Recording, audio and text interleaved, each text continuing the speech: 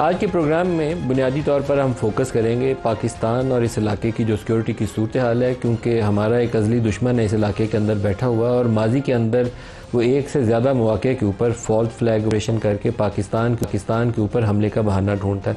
मार भी खाई उसने, कभी वो अभिनंदन की शक्ल में और कभी 6 जहाज़ गिरा के, लेकिन इसके बावजूद वहाँ वो शोर ख़त्म नहीं हो रहा। चिदम्बरम उनके वज़ीर दाखिला, एक इंडिया के बड़े मशहूर सियासतदान, पहले उनको आपको एक बयान दिखाता हूँ कि अल्लाह की तरफ से जब इज़्ज़त मिलती है तो इज़्ज़त पाकिस्तान को अल्लाह ने दी है। ये जो पाकिस्तान और इंडिया के दरमियान जंग थी, मार्का हक, इसमें अल्लाह ताला ने पाकिस्तान को फतह दी, पाकिस्तान का नाम बुलंद किया। एक ऐसी सूरत हाल में जिसमें अंदर पूरी कौम बटी हुई थी, लगता ये था कन्वेंशनल वॉरफेयर में भारत बहुत तगड़ा है, हमसे मुकाबले में नहीं है। अब पूरी दुनिया मोहर लगा रही है। रोज़ ट्रंप कहता है, आज भी बोल रहा है, रोज़ कहता है कि नहीं पाकिस्तान ने जहाज़ गिरा दिए। ये होम ग्रोन टेररिस्ट का वो तज़किरा कर रहे हैं। वो कहते हैं कि ये हमारे अपने घर के अंदर थे, पाकिस्तान से कहाँ से आए हैं, सबूत ही कोई नहीं है। इंडिया दावा कर रहा है, वो कहता है हमने ढूंढ के मार दिए।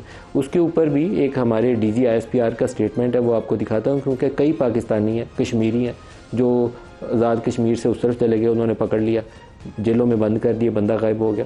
बाद में उसको किसी इनकाउंटर में मार के कहते हैं ये आतंकवाद फैलाने आए थे सरहद पार से, हमने दहशतगर्द पकड़ लिए। दिखाइएगा DG ने क्या कहा इस पे।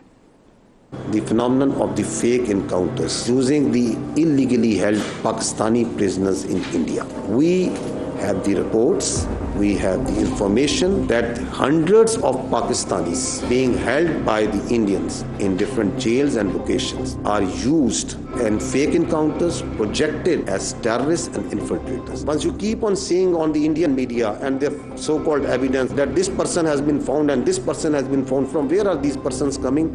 These are these Pakistani citizens, the Kashmiri citizens, who are held in different jails, in different locations, like that poor boy Zia Mustafa and many other incidents that are on record, who are brought out of the jails, forced to give confessional statement, posed as terrorists. This is the facts, this is the reality of what's going on behind all these incidents.